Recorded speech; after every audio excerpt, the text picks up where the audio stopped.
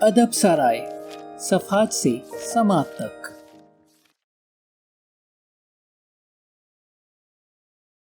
اب تک کے ساتھ اور تعاون کا شکریہ، مزید تعاون کے منتظر۔ ادب سرائے The One Thing پارٹ 1۔ ایک ہی شے ڈاک ٹکٹ کی طرح اپنے مقصد سے چپکے رہو جب تک کہ منزل پر نہ پہنچ جاؤ۔ جوش بلنکس۔ 7 جون سن 1991 کو زمین 112 منٹ تک گردش میں رہی۔ اگرچہ حقیقتاً ایسا نہیں ہوا، لیکن محسوس یہی ہوا تھا۔ میں ایک مشہور مزاحیہ پروگرام سٹی سلیکرز دیکھ رہا تھا جب سامعین کے فلک شگاف کہے تھیٹر کی فضا کو مرتعش کر رہے اور گونج رہے تھے۔ کسی بھی زمانے کی ایک انتہائی مزاحیہ فلم ہونے کے باوجود یہ غیر متوقع طور پر دانش، دانائی اور ادراک سے بھی لبریز تھی۔ ایک یادگار منظر میں سخت کوش کاؤ بوائے کرلی، جس کا کردار مرحوم جیک پلینس نے ادا کیا تھا، اور شہر کا شاطر شخص مچ، جس کا کردار بلی کرسٹل نے ادا کیا تھا، گم شدہ مویشیوں کی تلاش کے لیے نکل کھڑے ہوئے تھے۔ اگرچہ فلم کے زیادہ تر حصے میں وہ آپس میں ہی لڑتے رہے تھے، بالآخر وہ زندگی کے متعلق کچھ گفتگو میں مصروف ہو جاتے ہیں۔ کرلی اپنے گھوڑے کی باگیں کھینچ کر اسے روکتا ہے اور گھوڑے کو موڑ کر اپنا رخ مچ کی طرف کر لیتا ہے۔ کرلی: کیا تم جانتے ہو کہ زندگی کیا ہے؟ مچ: نہیں، کیا ہے؟ کرلی: یہ۔ وہ ایک انگلی بلند کرتا ہے۔ مچ: تمہاری انگلی؟ کرلی: صرف ایک چیز، صرف ایک شے پر توجہ رکھو اور باقی سب کچھ بے معنی ہو جائے گا۔ مچ: بہت خوب، لیکن یہ ایک شے کیا ہے؟ کرلی: یہی تو تمہیں معلوم کرنا ہے۔ ایک افسانوی کردار کے منہ سے ہمارے کانوں تک کامیابی کا جیت کا راز پہنچتا ہے، خواہ مصنفین اسے جانتے تھے یا نادانستہ طور پر صحیح، لیکن جو کچھ انہوں نے لکھا وہ قطعی سچ تھا۔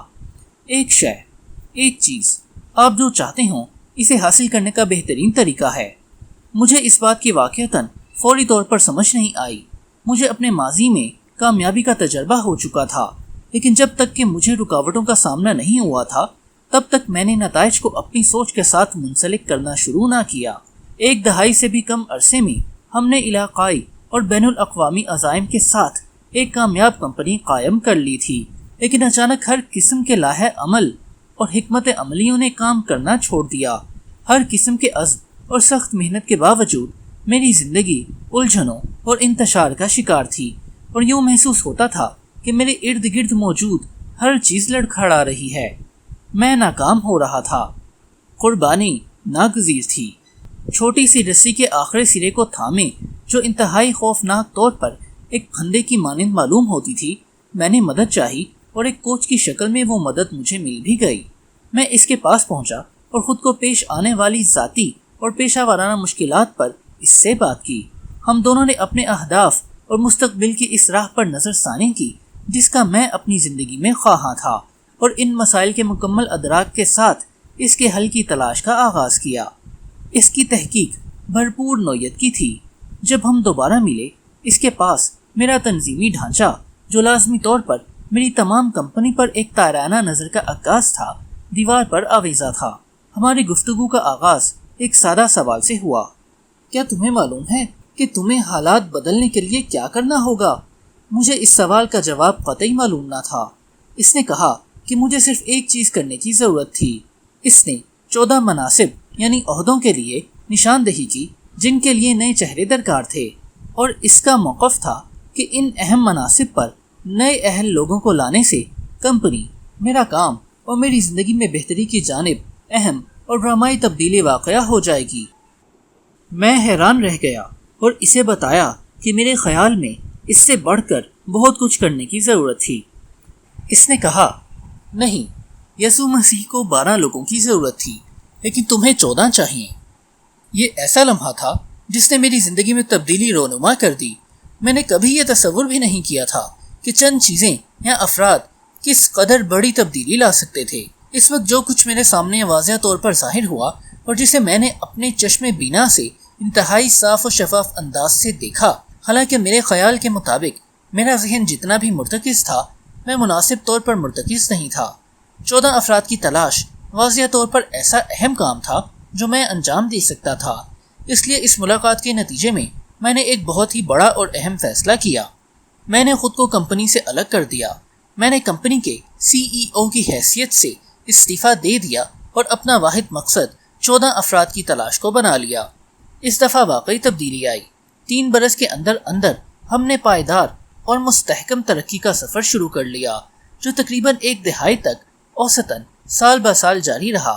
ہم نے ایک مقامی اور علاقائی کھلاڑی سے ترقی کرتے ہوئے ایک بین الاقوامی کھلاڑی کا درجہ حاصل کر لیا۔ بعد ازاں غیر معمولی کامیابی ہمارا مقدر بن گئی اور اس کے بعد ہم نے کبھی پیچھے مڑ کر نہیں دیکھا۔ یہ جیت مزید جیت کا باعث بنی۔ اس عمل کے دوران ایسی ہی کوئی چیز واقع ہوئی اور پھر ایک لائحہ عمل، ایک حکمت عملی، ایک مقصد کی زبان ابھرنے لگی۔ جب میں نے مطلوبہ 14 افراد تلاش کر لیے تو ہم نے اپنے قابل ترین افراد کے ساتھ مل کر کام کرنا شروع کیا تاکہ ان کی پیشہ ورانہ زندگیوں اور کاروباروں میں ترقی ہو۔ اپنی عادت کے مطابق میں ان چند امور کو پیش نظر رکھتے ہوئے اپنا تربیتی کام مکمل کرتا جن پر انہوں نے ہمارے آئندہ تربیتی ملاقات سے قبل رضامندی ظاہر کر دی ہوتی تھی۔ بدقسمتی سے ان میں سے بہت سے پہلے ہی یہ کام انجام دے چکے ہوتے۔ قطع نظر اس کے کہ کون سی چیز زیادہ ضروری تھی، نتیجہ کے طور پر صورتحال خراب ہو گئی اور مایوسی نے غلبہ پا لیا۔ اس لیے ایک ہی شے کوشش کے طور پر کہ جیت ان کا مقدر بن جائے، میں نے اپنی فہرست مختصر کرنے کا آغاز کر دیا۔ اگر تم اس ہفتے محض یہ 3 کام انجام دے سکو، اگر تم اس ہفتے محض یہ 2 کام انجام دے سکو، بالآخر قطعی مایوسی کے عالم میں جرأت کا مظاہرہ کرتے ہوئے ان کے پاس پہنچا اور ان سے پوچھا، وہ واحد کام کیا ہے جو تم اس ہفتے انجام دے سکو اور اسے کرنے کے بعد ہر چیز انتہائی آسان ہو جائے یا پھر ہر چیز غیر ضروری ہو جائے؟ اور پھر انتہائی حیرت انگیز صورتحال واقع ہوئی۔ نتائج چھت کو چھونے لگے۔ اس دوران جو کچھ بھی مجھ پر بیتی، اس کے بعد میں نے اپنی ماضی کی کامیابیوں اور ناکامیوں پر نظر ڈالی اور یوں ایک دلچسپ مثال میرے سامنے ظاہر ہوئی۔ جب بھی میں نے کوئی بھاری کامیابی حاصل کی، اس وقت میں نے محض ایک ہی چیز پر توجہ مرکوز کی تھی، اپنا مقصد ایک رکھا تھا، اور جب مجھے قدرے کم کامیابی حاصل ہوئی، اس وقت میری توجہ کا مرکز بہت سے امور تھے اور پھر روشنی ہو گئی۔ اپنے موجودہ ہدف پر توجہ دیجیے۔ اگرچہ ہر کسی کے دن میں کام کرنے کے اوقات یکساں ہوتے ہیں، تو پھر کیا وجہ ہے کہ کچھ لوگ دوسروں کی نسبت کہیں زیادہ کامیابی حاصل کر لیتے ہیں؟ اب سوال یہ ہے کہ کس طرح یہ لوگ دوسروں کی نسبت زیادہ حاصل کر لیتے ہیں؟ دوسروں کی نسبت کس طرح زیادہ کامیابی ان کا مقدر بنتی ہے؟ کس طرح یہ دوسروں سے زیادہ کماتے ہیں؟ اگر وقت کا درست استعمال کامیابی کی کنجی ہے، تو پھر کیا وجہ ہے کہ کچھ لوگ اپنے وقت سے دوسروں کی نسبت کہیں زیادہ فائدہ اٹھا لیتے ہیں؟ اس سوال کا جواب یہ ہے کہ وہ اپنی سوچ کے مطابق اپنے ہدف کے حصول کی طرف توجہ دیتے ہیں۔ جب آپ یہ چاہیں کہ آپ اپنی خواہش کی تکمیل کے لیے بہترین موقع حاصل کریں، تو آپ کی سوچ اور کام کرنے کے انداز بھی عین اسی طرح ہونا چاہیے۔ اپنے موجودہ ہدف پر توجہ دیجیے۔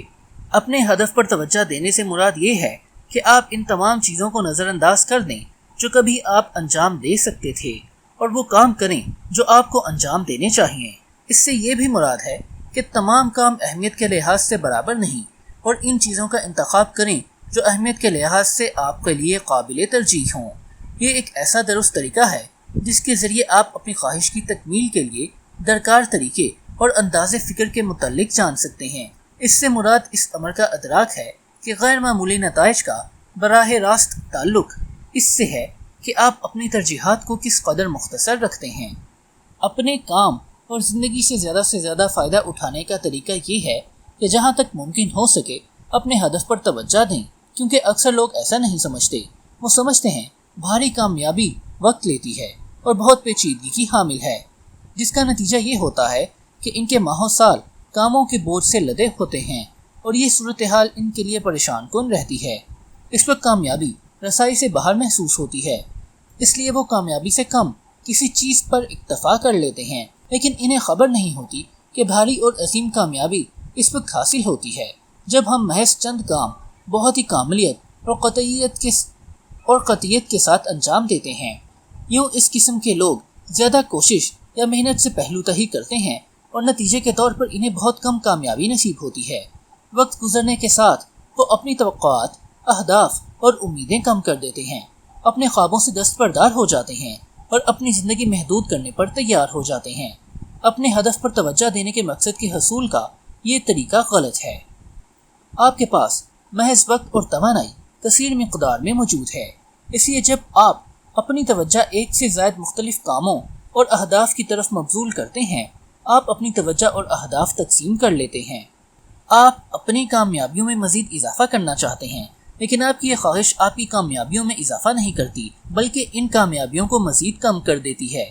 اس مرحلے پر آپ کو یہ چاہیے کہ محض چند کاموں، محض چند اہداف پر توجہ مرکوز کریں اور ان بے شمار کاموں اور اہداف کو اپنی توجہ کا مرکز بنانے سے پرہیز کریں جو آپ کے لیے نقصان دہ اور مضر ہوں۔ بیک وقت بہت سے کاموں اور اہداف پر توجہ دینے کا نقصان یہ ہے کہ اگر آپ کی یہ سوچ اور نظریہ کارگر ثابت ہوتا ہے کہ آپ کو اپنی زندگی میں زیادہ سے زیادہ کام کرنا ہوگا اور آپ کی زندگی بہت سی ناقص حکمت عملیوں کا مجموعہ بن جائے گی، جیسا کہ اہداف کے حصول کے لیے آپ اپنی کامیابیوں میں مزید اضافہ کرنا چاہتے ہیں، لیکن آپ کی یہ خواہش آپ کی کامیابیوں میں اضافہ نہیں کرتی بلکہ ان کامیابیوں کو کم کر دیتی ہے۔ اس مرحلہ پر آپ کو یہ چاہیے کہ محض چند کاموں، محض چند اہداف پر توجہ مرکوز کریں اور ان بے شمار کاموں اور اہداف کو اپنی توجہ کا مرکز بنانے سے پرہیز کریں جو آپ کے لیے نقصان دہ اور مضر ہوں۔ بیک وقت بہت سے کاموں اور اہداف پر توجہ دینے کا نقصان یہ ہے کہ اگر آپ کی سوچ اور نظریہ کارگر ثابت ہوتا ہے کہ آپ کو اپنی زندگی میں زیادہ سے زیادہ کام کرنا ہوگا اور آپ کی زندگی بہت ہی ناقص حکمت عملیوں کا مجموعہ بن جائے گی، جیسا کہ اہداف کے حصول کے لیے گمراہ کن مدت کا تعین، مایوسانہ نتائج، انتہائی ذہنی پریشانی، طویل اوقات کار، بے خوابی، ناقص خوراک، ورزش کا فقدان، افراد خانہ اور دوستوں کے ساتھ میل ملاقات کے کم مواقع، اور یہ سب حکمت عملیاں اس لیے کہ آپ اپنی منزل اپنے تصور سے بھی زیادہ آسانی سے حاصل کر لیں۔ اپنے اہداف پر توجہ دینے پر مبنی سوچ ایک ایسی سوچ اور حکمت عملی ہے جو غیر معمولی نتائج کی حامل ہے اور یہ کارگر ہے۔ مزید یہ کہ یہ سوچ اور حکمت عملی ہمیشہ ہر جگہ کسی بھی چیز کے متعلق کارگر ہوتی ہے۔ کیوں؟ اس کی وجہ یہ ہے کہ اس کا محض ایک ہی مقصد ہوتا ہے کہ بالآخر آپ اپنی کامیابی کے راز کا ادراک کر لیں۔ جب آپ ہر ممکن طور پر اپنے ہدف کی طرف توجہ مرکوز رکھیں گے، آپ محض ایک اور واحد حکمت عملی کا آغاز کر دیں گے اور یہی کامیابی کا راز ہے۔ ڈومینو کی افادیت۔ عظیم ترین تبدیلی گرتے ہوئے ڈومینو کی مانند ہوتی ہے۔ B J Thomson.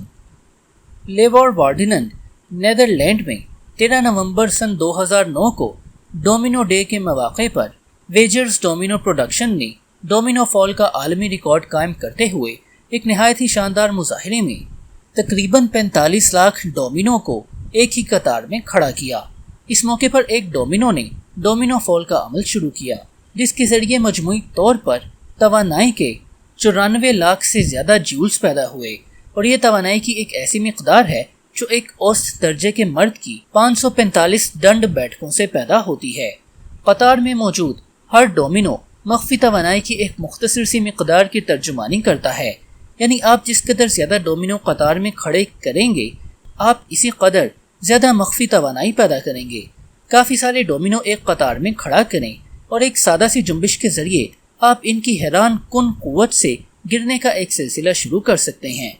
Wagers domino production نے یہ ثابت کر دیا کہ جب ایک چیز ایک درست حکمت عملی عمل میں آتی ہے، یہ بہت سی چیزوں کو گرا سکتی ہے، اور بات یہیں ختم نہیں ہوتی۔ سن 1983 میں لیون وائٹ ہیڈ نے امریکن جرنل آف فزکس میں لکھا کہ اس نے یہ معلوم کر لیا کہ ڈومینوز کا گرنا نہ صرف بہت سی چیزوں کو گرا سکتا ہے بلکہ یہ عمل بہت بڑی چیزوں کو بھی گرا سکتا ہے۔ اس نے یہ بتایا کہ کس طرح ایک ڈومینو ایک ایسے مزید ڈومینو کو گرا سکتا ہے جو اس سے 50% بڑے ہوں۔ اب سوال یہ ہے کہ کیا آپ اس تمام عمل سے پوشیدہ نقطے کو سمجھ سکتے ہیں؟ نہ صرف کوئی شخص دوسروں کو گرا سکتا ہے بلکہ اپنے سے بڑوں کو بھی۔ سن 2000 میں فرانسسکو ایکسپلوریٹوریم کے ایک مالج نے پلائی ووڈ کے ایسے 8 ڈومینوز بنا کر وائٹ ہیڈ کے تجربے کو دہرایا، جس میں سے ہر ایک پہلے سے 50 گنا بڑا تھا۔ پہلے کی پیمائش محض 2 انچ جبکہ آخری 3 फुट लंबा था। नतीजे के तौर पर डोमिनोज के गिरने का आगाज एक हल्की सी जुम्बिश से हुआ और इसका इख्तिताम एक पुरशोर धमाके से हुआ। इस मरहले पर तसव्वुर कीजिए कि अगर ये सिलसिला जारी रहता तो फिर क्या सूरत हाल पेश आती। अगर डोमिनो गिरने का बाकायदा सिलसिला एक ही समत में गैर मुतगय्यर अंदाज में गिरावट लीनियर प्रोग्रेशन पर मबनी हो तो फिर वाइट हेड को हिंसी गिरावट ज्योमेट्रिक प्रोग्रेशन कहा जाता। ये नतीजा आपके तसव्वुर की नफी कर देता। 10वां डोमिनो तकरीबन इतना ही लंबा होता जिस तरह NFL के खेल का मैदान। 18वां डोमिनो आपको ऐसा नजर आता जैसे पीसा का झुका हुआ मीनार और फिर 23वां डोमिनो एफिल टावर से भी बुलंद होता और 31वां डोमिनो माउंट एवरेस्ट से भी तकरीबन 3000 फुट बुलंद होता।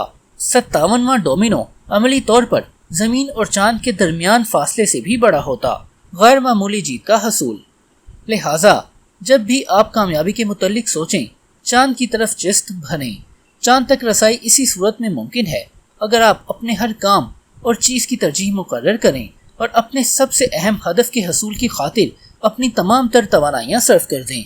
गैर मामूली जीत के हसूल से मुराद ये है कि आप अपनी ज़िंदगी में डोमिनो की अफादियत का इदराक करें। डोमिनोज को गिराने का अमल बहुत ही सादा और सीधा है। आप इन्हें एक कतार में खड़ा करें और पहले को ज़रा सा थपथपाएं। अगरचे हकीकी ज़िंदगी में यह कदरे मुश्किल है। मुश्किल ये है कि ज़िंदगी हमारे लिए कतार में खड़ी नहीं होती और ये भी नहीं कहती तुम यहाँ से शुरू करो। इंतहाई कामयाब अफराद ये नुक्ता जानते हैं, इसलिए वो अपनी तरजीहात का असर नो तयन करते हैं, सरकर्दा डोमिनो को तलाश करते हैं और इस वक्त तक इसे धक्का देते रहते हैं जब तक वो गिर नहीं जाता। क्या वजह है कि ये सोच और तरीक़ेकार होता है? इसकी वजह यह है कि गैर मामूली कामयाबी अचानक नहीं मिलती बल्कि सिलसिलावार होती है। जिस चीज़ का एक ही समत से आगाज़ होता है वो बिल आखिर हिंसी हरकत बन जाती है। आप दुरुस्त हिकमत अमली अपनाते हैं और फिर बाद अज़ा एक और दुरुस्त हिकमत अमली अपनाते हैं और वक्त गुजारने के साथ ही अमल बढ़ता जाता है और कामयाबी का हिंसी अमल ज़ाहिर हो जाता है।